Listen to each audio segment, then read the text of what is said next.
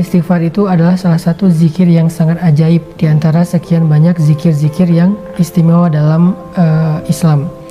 Bahkan kalau kita baca sejarah, Allah selalu mengganti satu ujian atau satu musibah dengan kebaikan itu karena istighfar. Ketika Nabi Adam beristighfar, maka Allah mempertemukan beliau dengan istrinya yang sudah berpisah sekian puluh tahun. Ketika Nabi Yunus beristighfar, maka Allah menyelamatkannya dari perut ikan sehingga kembali bisa berdakwah di muka bumi. Ketika Nabi Musa beristighfar, maka Allah Subhanahu wa taala memberikan kepadanya rezeki di daerah Madian dan menurunkan kepada beliau banyak kebaikan-kebaikan.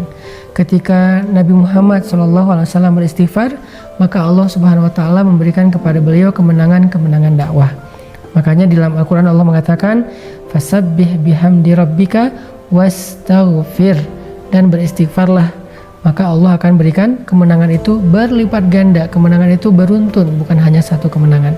Makanya membahas tentang istighfar ini artinya kita membahas tentang kunci kesuksesan dan kebahagiaan hidup. Jadi kalau kita ngomongin amal soleh dalam Islam, kita bukan cuma ngomongin tentang pahala akhirat, bukan cuma ngomongin tentang surga neraka, bukan cuma ngomongin tentang kehidupan setelah mati, tapi kita juga ngomongin kehidupan kita di dunia. Karena semua amal soleh itu berdampak di dunia dan di akhirat. Hasanah dunia dan hasanah akhirat. Keutamaan dari istighfar, kata Allah, istaghfiru rabbakum innahu kana ghaffara. Mintalah ampun kepada Rabb kalian dengan istighfar, dan Allah itu maha pengampun. Ghaffara, yang artinya Allah itu gak pernah ngitung-ngitung dosa kita kalau kita udah istighfar. Mau sebanyak buih di lautan, mau sebanyak bintang di langit, mau sampai memenuhi langit dan bumi, kalau kita istighfar sekali aja dengan tulus dan ikhlas, maka Allah Subhanahu wa taala akan mengampuni semuanya sekaligus. Fala ubali, kata Allah dalam hadis qudsi, aku gak peduli berapa banyak dosa dia. Itu namanya ghaffar. Atau ghaffar juga berarti kalau kita melakukan dosa lalu kita beristighfar, minta ampun, Allah ampuni. Besok kita ulangi lagi dan minta ampun, Allah ampuni lagi, dan seterusnya. Jangan berputus asa meminta ampun kepada Allah, karena Allah aja gak pernah berputus asa mengampuni dosa kita. Yang penting kita jangan mempermainkan Allah. Gimana mempermainkan Allah? Kita beristighfar tapi kita gak serius pengen ninggalin dosa. Kalau kita beristighfar dan nyesel banget dengan dosa kita dan serius pengen ninggalin dosa itu di kemudian hari, tapi ternyata kita lemah lalu melakukannya lagi, istighfar lagi, melakukannya lagi, istighfar lagi, tapi selalu menyesal, selalu tulus, selalu pengen berubah, maka Allah maha tahu isi hati hambanya dan Allah pasti mengampuni dosa-dosanya. Karena Allah Ghaffara. Jadi berkali-kali berbuat dosa, berkali-kali minta ampun, berkali-kali Allah ampuni. Kata Allah, yursilis samaa alaikum midrara. Allah akan mengirimkan air hujan dari langit kepada kalian mengucur deras. Kalau kita coba tafsirkan kalimat ini dalam makna yang lebih luas, ini juga berarti tentang masalah rezeki.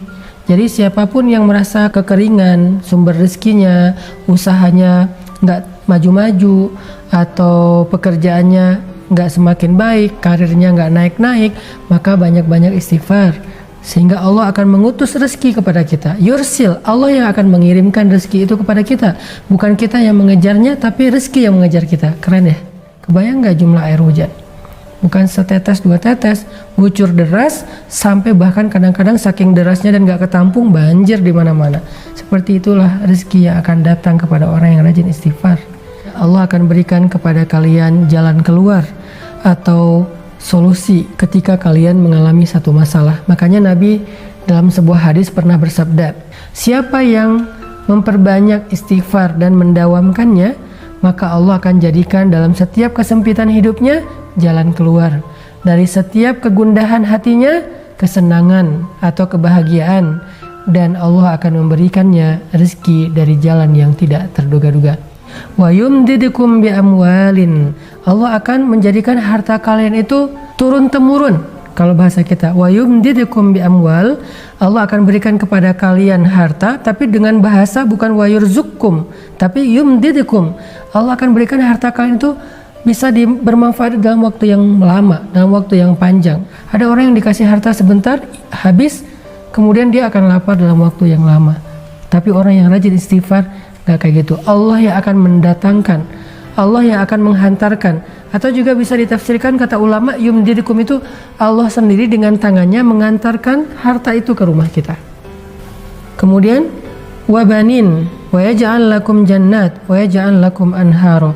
Allah akan berikan keturunan. Nah, ini buat yang masih gersang jodohnya, gak ketahuan di mana, atau yang udah nikah tapi belum diberikan karunia anak, atau yang udah diberikan anak tetapi masih ingin nambah karena semakin banyak anak mungkin semakin seru di rumah tangganya, rame.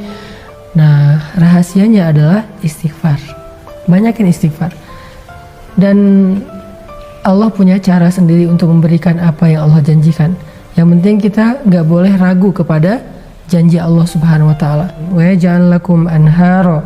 Allah berikan kepada kalian kebun-kebun, Allah berikan bagi kalian sungai-sungai yang mengalir. Maksudnya apa sih? Kehidupan yang layak. Karena kebun dan sungai ini dalam konteks ayat ketika dia turun di zaman dulu, itu artinya kelayakan hidup, punya rumah yang nyaman, punya lingkungan yang nyaman, punya keluarga yang nyaman, yang bahagia, punya harta yang terus mengalir, punya pekerjaan yang baik, punya kehidupan yang sempurna, yang semua orang akan merasa iri kepada dia. Ternyata rahasianya cuma satu dari semua kebaikan dunia ini, istighfar. Makanya Allah mengatakan, fakultustaghfiru rabbakum.